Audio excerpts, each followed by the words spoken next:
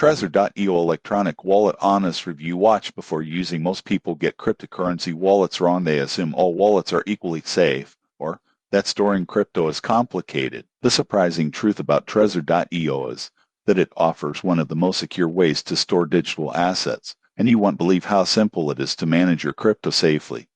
Here's how it works. Trezor.io is a hardware wallet, meaning your private keys are stored offline on a physical device. This keeps your crypto safe from online hacks, phishing attacks, and malware. The wallet supports a wide range of cryptocurrencies, including Bitcoin, Ethereum, Litecoin, and hundreds of ERC20 tokens. For example, a Bitcoin investor could connect their Trezor device to their computer, set up a secure PIN, and transfer their coins.